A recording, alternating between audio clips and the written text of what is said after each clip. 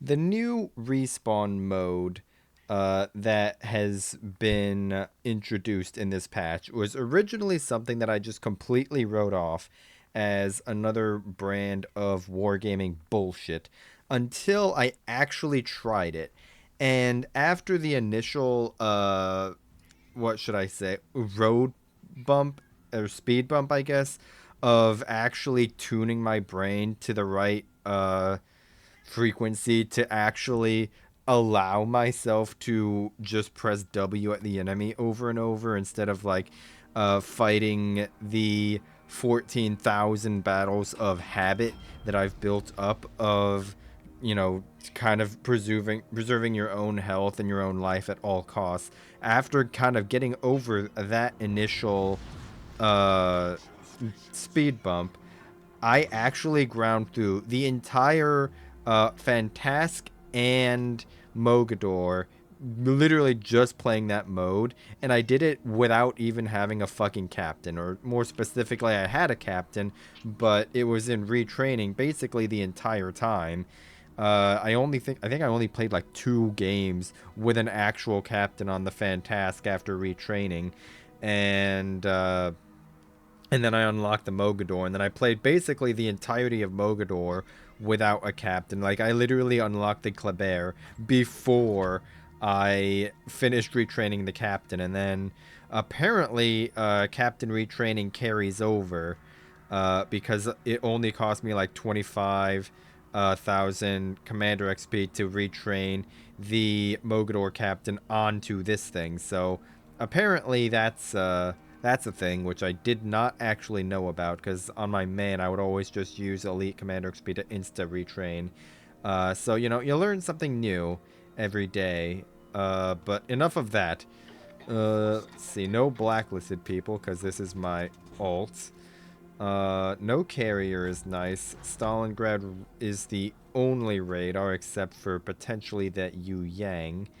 Gato and a U-2501 to piss me off because gotta have subs. Uh, no, never mind. There's a fucking Salem radar as well. What the fuck am I saying? Druid is spotted over there. Gearing Druid Yu Yang for destroyers. We already saw that it was a Druid on this side, which means that theoretically it would be the Gearing in B. I'm not super keen on fighting that Druid in a straight up gunfight, though. Yes, Stewie. Is this Salem going to go into the cap? He is. Ooh, this actually has the potential to be spicy.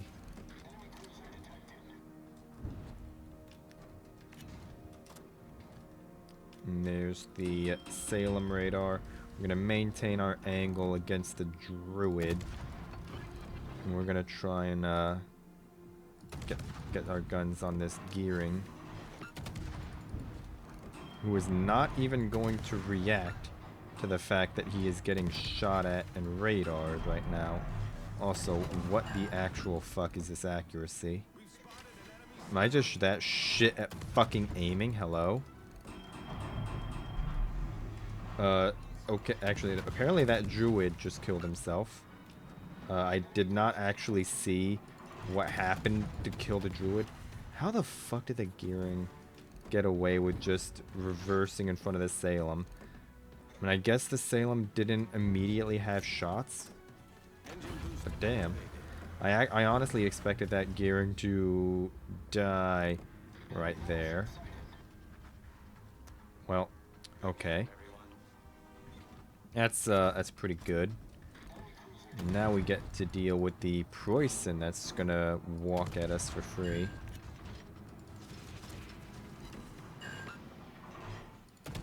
We should be able to get behind this island here to break line of fire from the Preußen. Those torpedoes are most likely not going to hit, especially considering that he has Hydro up. But at the very least, they're going to stop him from being able to try and turn out towards me. And no, he's just going to full speed out of the way of those. So a little unfortunate, but it is what it is.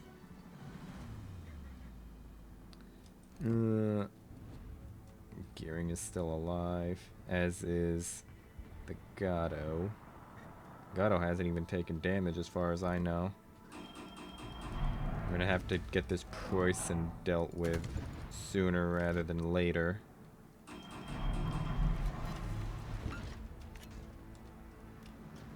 And Khabarovsk is going to commit die over there.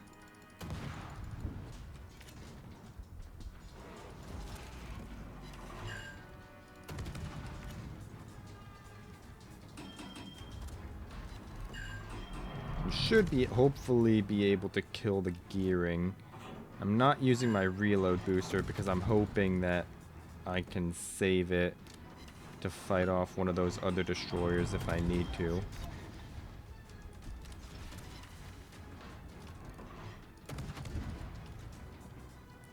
And this person is, of course, going to walk.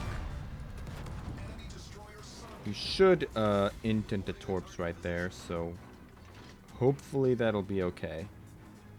How's our other side looking? Not particularly swell. Although the Preußen is down. And the question becomes, where's this Utrecht at? He is still playing Island Cockroach right over there. Okay. There's a Gato over there as well. Fuck. I could go for B. But I think the more immediate benefit that we could go for is trying to get this enemy submarine killed, because he is pretty isolated over here. If the enemy team wanted to, they could shove the Utrecht, the Stalin, well, not really the Stalin, possibly the Austin as well. They can just shove all of those towards B to stop me from capping that. Whereas this submarine is a bit more isolated. The only person in an immediate position to help him is the Montana and possibly the Utrecht. And I can kite to this island right here to block the line of fire from the Montana. And wait to go dark from the Utrecht. Although it looks like we're not going to have to. Well, actually, we could actually go for a torpedo rush on this Montana, which would be funny, even though I did intent the detection there, which is not what we wanted to have happen. And what do you think the odds of this Montana just straight lining are? Not good, because he is currently slowing down. So we're going to launch torps, accounting for him slowing down. We're just gonna go dark here. The Worcester is gonna step into B, which is fine. No, I'm not gonna fire it. Well, I could, because I'm gonna go behind the island, but I also don't want to eat a salvo from the Montana unnecessarily, who did in fact end up speeding up because he has brain cells. Or at least enough brain cells to know that when there's a fucking Kleber spotted at 7 kilometers, there's most likely torps incoming. So, you know, it's already a step above your average Montana player. So, you gotta give him that much. Austin's not really broadside enough for me to be able to reload booster him with AP. Which is what I was really kind of hoping for right there. You know, also not super keen on the idea of just straight up gunfighting on Austin. So, I'm gonna see how this goes. Okay, Austin turned out, which is actually fine by me. I was expecting him to play Island Cockroach right on the island over there, but him kiting out is going to be significantly easier. And his guns aren't even fully pointing this way. And he's going to go behind the island. I was hoping to get a few Citadel... Oh, never mind. There we go. No, the island cut off my last angle. A little unfortunate, but it is what it is.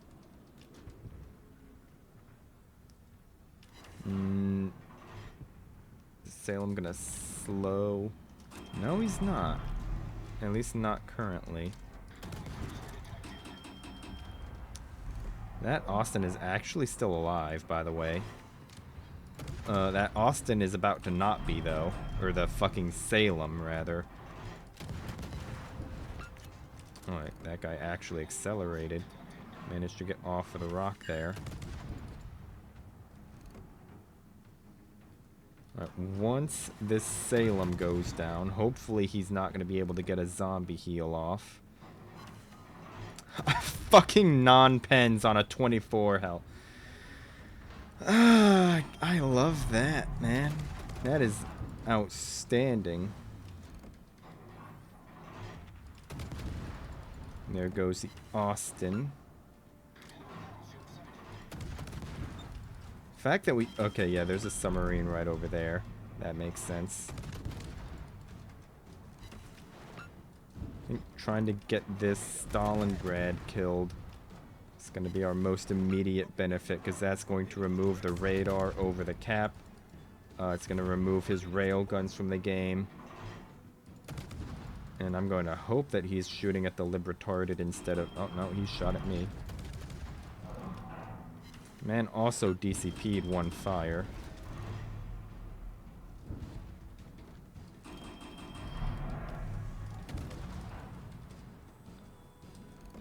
We still really should probably try and get into the cap here, but that is what our Zeo is currently doing. That's what I should probably do, because this Libertarded most likely is going to leave our battleship to his submarine, and he's hopefully, or he's probably thinking he's going to leave this guy to our submarine and then walk into A and try and kill the relatively low health Zeo and Worcester. But it doesn't look like things are really going to happen like that, because he's getting farmed pretty good over there. Although our Zeo is making the effort to donate. Look at that. He's about to fucking, yep. There goes that guy.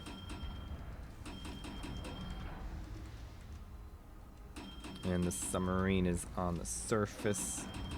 But that is okay. Now this Libertard is going to turn because of the Zeo torps that are about to go out on him. This guy's most likely going to slow down or turn in. Or he's going to fucking die to torps. Most likely going to be the latter. Yep.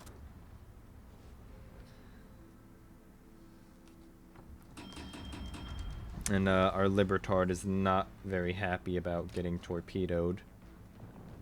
Which, to be completely fair, submarines are also pretty bullshit. And now comes the part where we all sit on our asses for the next 5 minutes. Because this submarine is about to be a fucking piece of shit. And he's just going to stay underwater and stay hidden for the rest of the game while we point them out. So we might as well grab a little bit more XP from the game and go and grab C. We're not even detected right now, which could mean that the submarine is over. Which could mean that the submarine is over here and doesn't have line of sight, which actually looks like very much is the case. It's either right there or he's somewhere in like this area. Because our Worcester is being spotted right now, and I am not. So that tells us that that submarine is within the surface detection of the Worcester. And yet, sure enough.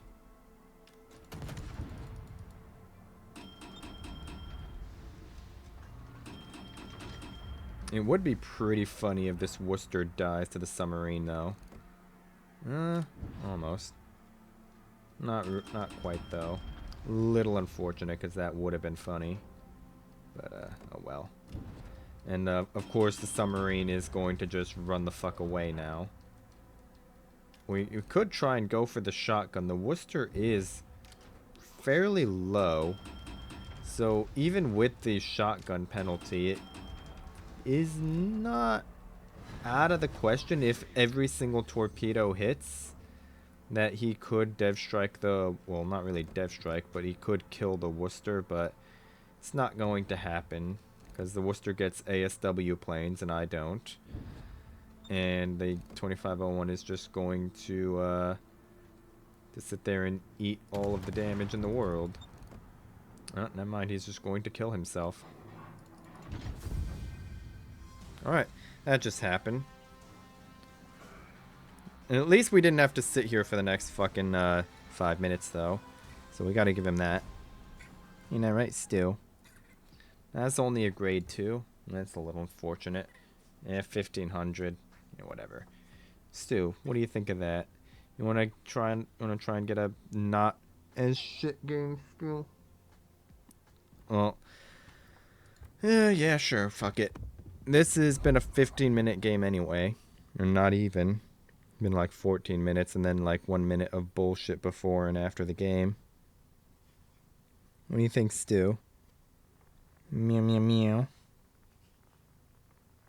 Well, I don't know if the microphone is picking him purring up, even though he's like right underneath the microphone on the desk. I just hit my microphone stand. Let's see if I can bring the microphone a little closer to him.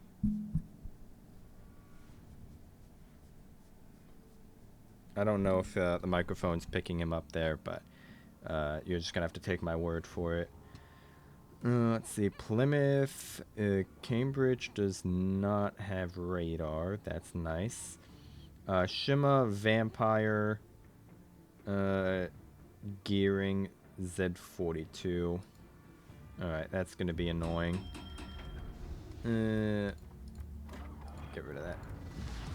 Alright, so same map even. Slightly different cap layout though.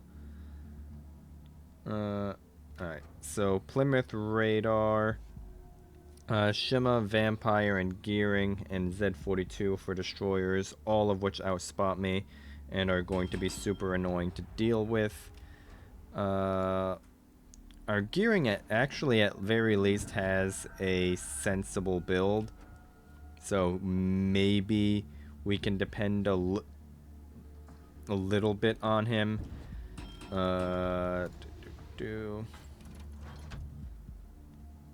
Maybe is the key word right there.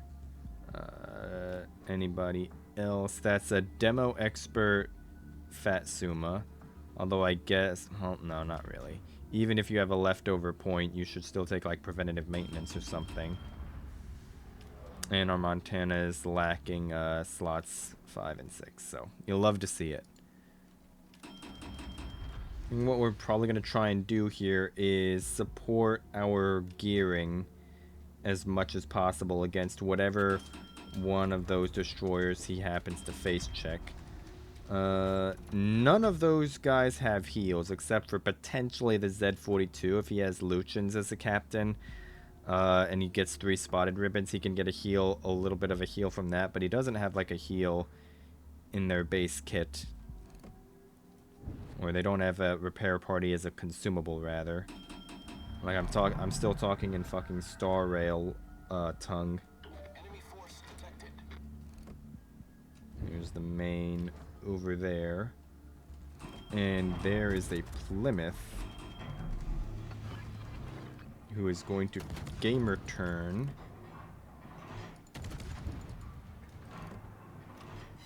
Never mind.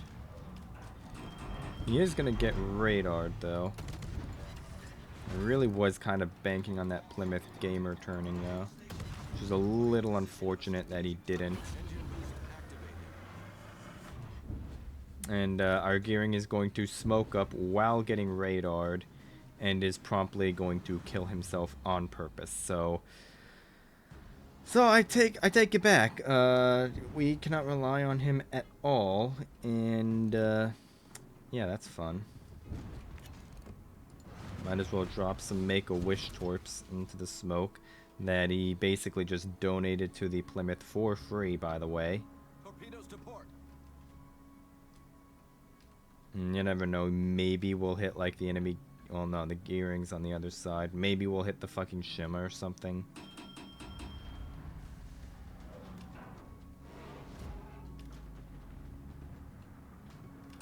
No, now we're pretty much just gonna have to play kite and defense on our home cap because there's really nothing that I can do against a Plymouth, potentially up to 2 destroyers. So that's fun because our gearing fucking killed himself on purpose.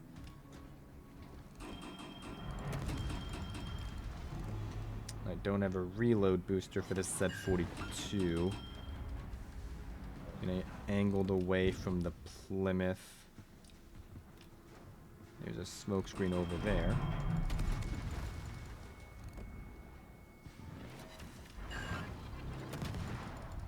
And this Z42 does, in fact, have Luchins as the captain.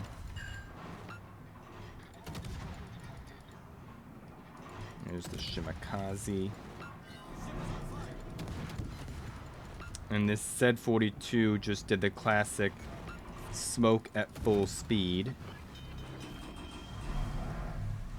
And he outran his own smoke there.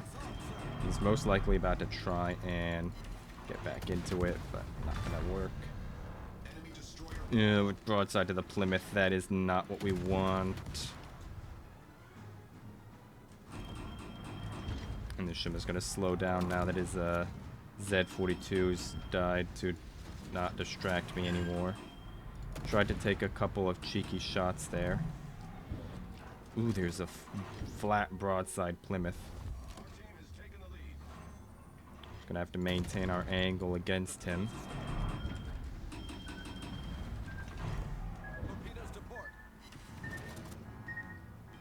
And not into torps in the process. We do have our Smoland over here who rotated, so our home cap is basically safe from the Shima. As long as our Smoland doesn't also donate to the Plymouth. It really would be nice if we can get the kill on that Plymouth. So what we're going to probably do is we're going to try and work with our Smoland here to try and finish off this low health, relatively low health Plymouth. Maybe, hopefully. And there's the Shimakaze, which I'm not going to be able... Or actually, I am going to be able to shoot at. But whether or not the Plymouth is in... The Plymouth is still in that smoke. Okay. Hello? Am I just fucking shit at aiming? Hello? Here we go.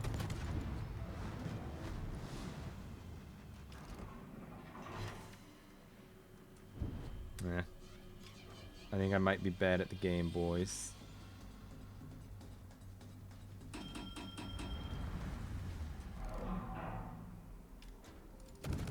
There's pretty much nobody on this side that can just straight up delete that Plymouth.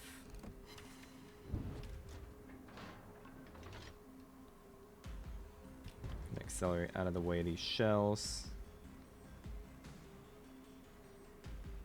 And, this is also what we get for pushing our luck. Wanted to try and get another game because the first one was shit. And then this is what we get. This is what we get.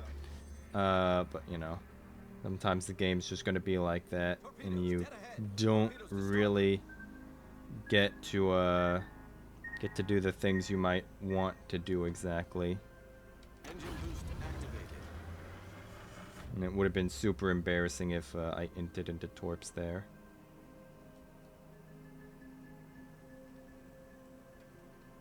And, okay. That guy donated. The Shimakaze's about to donate to a Minotaur. Oof. That Minotaur AP. Ooh, there's a fucking Plymouth right there. That's not what we wanted to see. Maybe, unless he fucking gamer turns like that.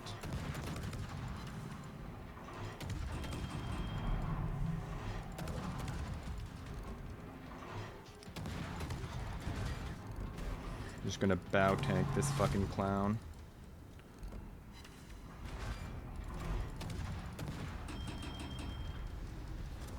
There we go.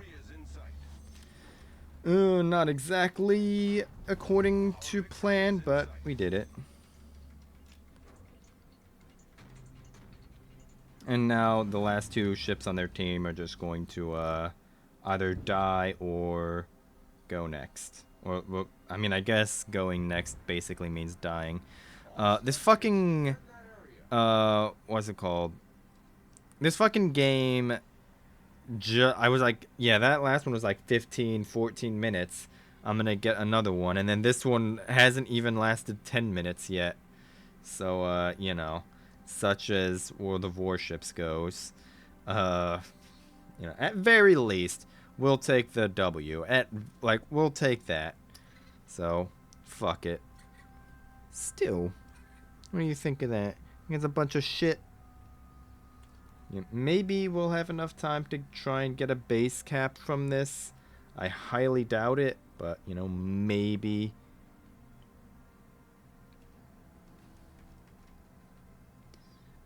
The Shimakaze is bitching at the Plymouth for not killing either me or the Smoland. Yeah, we're just gonna let them go at each other in chat for the rest of this.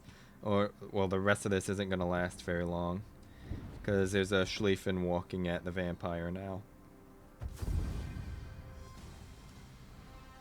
Still. Well, that was shit, but whatever. We'll take it. That was absolute dog ass. But, at very least, okay, first of all, this Montana just placed lower than the Gearing who got first blooded. But at the very least, I think this really just kind of goes to show that some games you're not going to be able to really do the things that you want. Like, I wanted to support the Gearing and gank one of these destroyers, which I guess I did at least do one of those things, sort of. But that had more to do with this guy's stupidity than the Gearing, or supporting the Gearing. But something that you'll see a lot of destroyer players do, especially like gunboats like Kleber, Marceau. Khabarovsk is a little bit of a different case because of their super sky high detection. Not that the French destroyers don't have high detection, but they don't have 9.7 kilometer detection. But anyway, well, actually they might. I think I don't build conceal on my Khabarovsk, where I do build it on Kleber. I'd have to fact check that. So I actually take that back. But yeah, I'm gonna have to rephrase that. So a lot of destroyer players, gunboats especially, will immediately open fire on the first thing that they see, which I kind of did in that game. I think it was the Plymouth that was the first thing that spotted. I was hoping he was going to turn a little more broadside than he did, and I could get some cheeky citadels on him. But a lot of like open water gunboats, like Khabarovsk, and Marceau, will open fire, and they're just hyper fixated on just farming the first thing that they see. And what this game really kind of shows is that you cannot really always do that. Sometimes you're just going to have to take the L. Don't hit the fucking start or Windows key still. Sometimes you're just going to have to deal with a bunch of bullshit on your side. Like in this case, my Gearing killed himself, and I was faced with a Z-42, a Shima, and a Plymouth. And none of those things I could really deal with. I mean, I could probably deal with one, maybe two of them at once. Well, not at once, but like over the course of like 5-10 minutes, I could probably deal with them. Depending on how stupid they are, of course. Or at very least not die to them. But sometimes you're just going to get games like in a Marceau, for example, and you get a Colbert, a Schlieffen, a Libretarded, and 3 destroyers, one of them being a Hull and the other being a Sherman, and then I think a Shima was what I had to deal with once, and I was basically neutered the entire game because basically everything that I didn't want to face was what was on my side, and I just kind of had to be opportunistic, keep on spotting when I could, and then just take opportunistic shots when I could, and then just play Tortboat Marceau for a little while until an opportunity to be a little more aggressive presented itself later on in the game. I don't think that replay is dated for this version, but if I get another one like that, I'll definitely be sharing it. But the bottom line here is that sometimes you're just going to have to adjust your playstyle and your expectations for the game, the matchmaking, and the deployment that you get. So, yeah, Stu, what do you have to say about that, Stu? You think I'm shit at the game? Okay, that's nice.